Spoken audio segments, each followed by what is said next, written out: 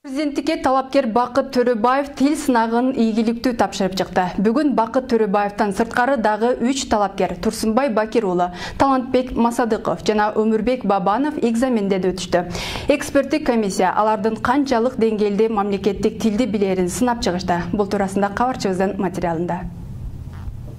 Мыйзамга ылайык Кыргызстандагы президенттикке талапкер мамлекеттик тилди жетиштүү билген аныкталган шартта гана шайлоо өнөктүгүнө талапкер катары катыша алат. Бул жолу бир күндө 4 талапкер тестирлөөдөн өтүп жатат. Бүгүн болсо биринчилерден болуп сынакка Турсунбай Бакир уулу кирди. 6-чы жолу талапкерлигин коюп жаткан Турсунбай Бакир уулу мурдагыларга караганда сынак оор болгондугун айтат.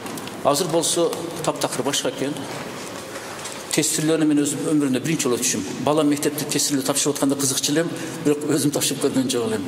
Экинчи болуп сынакка Бакыт Төрөбаев келди. Эч кандай шаң шөкөтү жок эле, жакшы маанайда сынакка келгендигин билдирди. Бул мыйзам чегинде иш-чара, ошондуктан биз мыйзамга баш ийебиз. Чындыгында биз кыргыз тили менен биз улут катары биз таанымалбыз. Ошондуктан бул туура көрүнүш. Президентке арыз бергендер үчүн мамлекеттик тил сынагынан тестирлөө 4 субтесттен туруп, узактыгы 2 саатка чейин созулат. Анда лексика, грамматикалык жазуу, аудио, окуу жана кыргыз тилде сүйлөө каралган. Алгач лексика, грамматикалык жазууга кирген Бакыт Төрөбаев берилген 50 мүнөттүн ордуна 25 мүнөттө бүтүрүп, 93 балл алып чыкты. Тарыхты окуп, макал лакаптарды билип, түшүнүп дегендей, өзү негизи макал лакаптын негизинде өзү жашасаң бул туура болот деп эсептейм. Анткени макал лакап бул тарбиялоону тартуулаган мындай сөздөр экен да.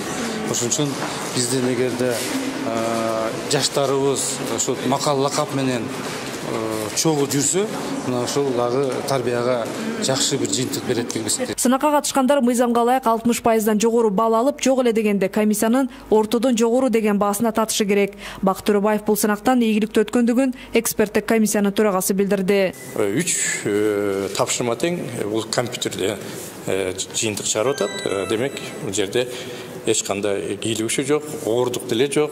Бардыгы мынакей эл аралык деңгээлде түзүлгөн тесттери. Андан соң сынактан Талантбек Масадыков жана Өмүрбек Бабанов өттү. Комиссия мүчөлөрү эми мындай сынактан 2018 жылдан тарта мамлекеттик жана муниципалдык кызматкерлер өтөрүн билдиришти. Мындай талап мамлекеттик тил жөнүндө, мамлекеттик жарандык кызмат жана муниципалдык кызмат жөнүндө мыйзамдарда белгиленген. Мамлекеттик кызматкерлердин тил билүүсү Кыргыз тест системасы аркылуу аныкталат. Бул система биринчи жолу колдонулуп жатат Кыргызстанда. Ошондуктан мен ойлойм, бул өзүнүн оң натыйжаларын берет. Эл аралык стандарт боюнча тест бул барлык жарандарга коюлган бирдей деңгээлдеги талаптар, бирдей суроолор, объективдүүлүк, калыстык камсыз кыла турган негизги система. Бүгүнкү күндө президентке талапкерлердин саны 40тан ашты. Эми алардын ар бири кыргыз тил сынагынан өтүшү керек. Талапкерлер арыз берген ирети менен тесттен өтүп жатышат жана анын жыйынтыгы боюнча атайын сертификаттарга ээ болушат. Изайт Шугуралиева, Талгат Алтынбаев, Сентябрь.